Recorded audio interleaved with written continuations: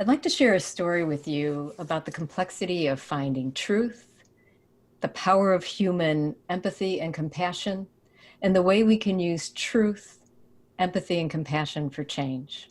So come with me back to 1968, and specifically the fall of 1968 in Springfield, Illinois. On this particular fall day in Springfield, Illinois, there was a little 8-year-old Girl Scout who's a little bit dorky, a little bit chubby, who was on a field trip to the capital from her home in Chicago. On this day, as she stood excited on the corner, she was wearing her green Girl Scout uniform with a beautiful sash across her chest with all of her merit badges. She was filled with excitement and pride. She stood on the corner looking around and spotted across the street a group of African-American young women talking to each other, and they seemed in this heated debate about something. They were angry. She glanced away for just a second, and then all of a sudden, slap! She felt her head lunge to the right and could feel the cold sting of someone's hand on her face. Immediately, this little 8-year-old could feel the rush of heat fill her face and fear fill her body, and she was overcome with shame and wanted to disappear. One of the 8 young African-American girls had crossed the street and slapped her in the face.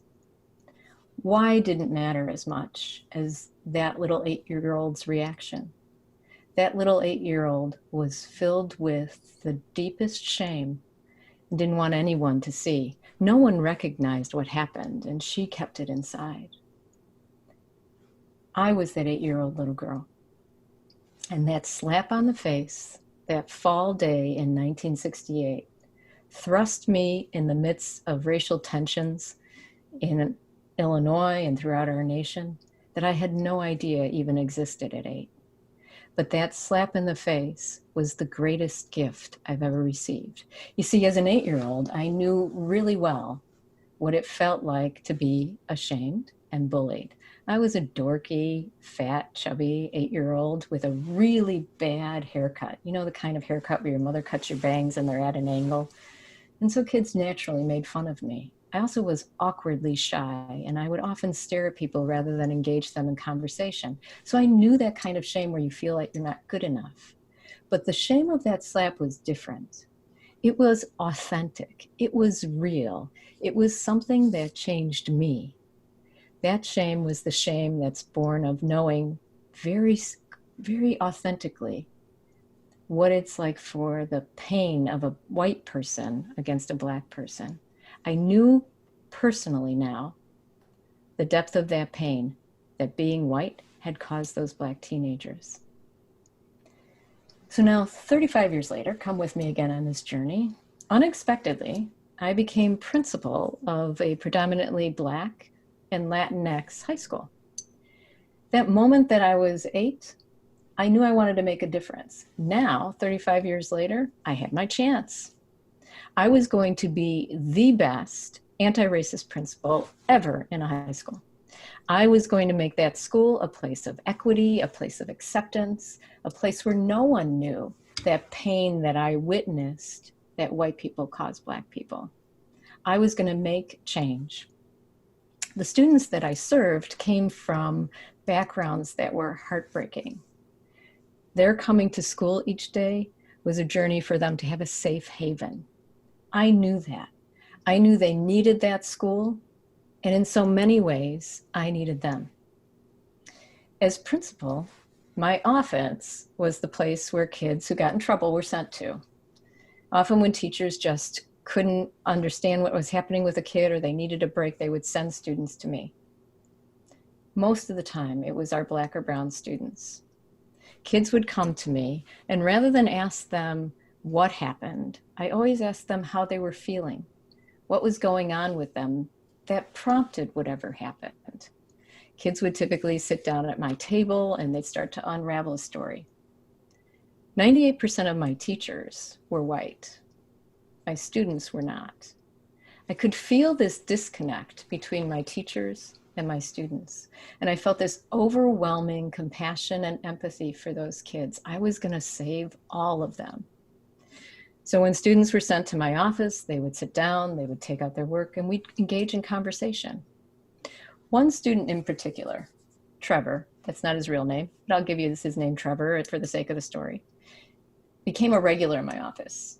Every week, twice or 2 times a week or more, Trevor was sent out of class and into my office. He'd typically appear at my door. He would always knock, but he would enter with a burst and be fuming and raging about whatever happened in the classroom. He would do the same thing. He would rage about what happened, then he'd take out his schoolwork and he'd get to work. And then in between, he and I would talk and we'd have conversations. After a few weeks, I realized Trevor is absolutely brilliant. He was one of the smartest teenagers I'd ever met. Yet when I looked at his classes, he was failing every single one. How could that be? How could this brilliant, articulate, really creative young Black boy be failing every single class? Trevor consistently had all kinds of discipline issues. It came to the point where his teachers all said he cannot come back to class. He has to be expelled. I couldn't do it. I couldn't expel Trevor. I could see his genius and I refused to expel him. And so, rather, Trevor's entire senior year he spent in my office. Teachers would send him work. He'd sit at my table. He'd complete the work. Trevor graduated. He graduated with a 3.8 grade point average. He went on to college and became really successful. I also left being principal and went into higher education. And I went into higher education with this belief that I had found the key to equity-driven education. Then May 2020 happened. And as I watched the murder of George Floyd, Trevor flashed in my mind. And so did all the other Black and brown students that I thought I had saved. And I thought, wow, it could have been any one of them. But they had a high school degree, they went on to college. They're okay because I was compassionate and empathic. And then rather unexpectedly, that cold slap appeared again, this time in the words of Trevor. Trevor had contacted me to say how grateful he was that because of me, he made it through high school. And because of me, he got into college. But he also said something.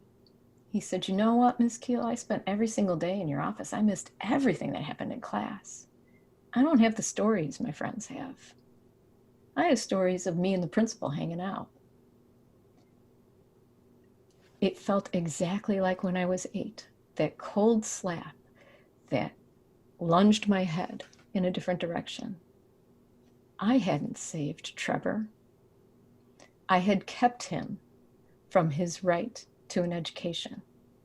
I was a coward. I cared more about appeasing teachers and not causing a problem, while also taking care of kids and having them like me, than I did about doing the hard work of confronting those systems. You see, schools are filled with curriculum and policies and practices that were made by white people for white kids. They're also filled with administrators and teachers who are well-meaning, but who are racist. I was racist. I am racist. And I work every day at being an anti-racist.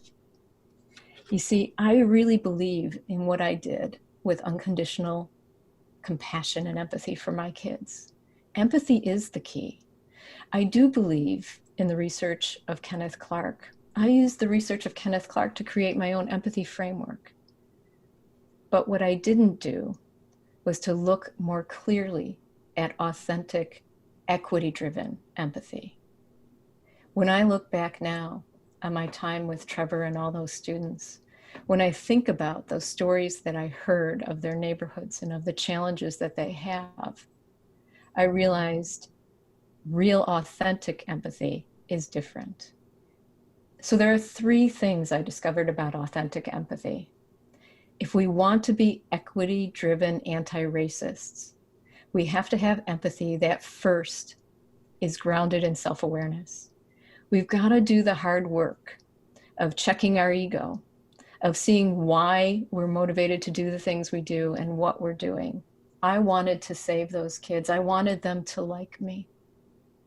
That wasn't real empathy. What's real empathy is checking myself and being with them.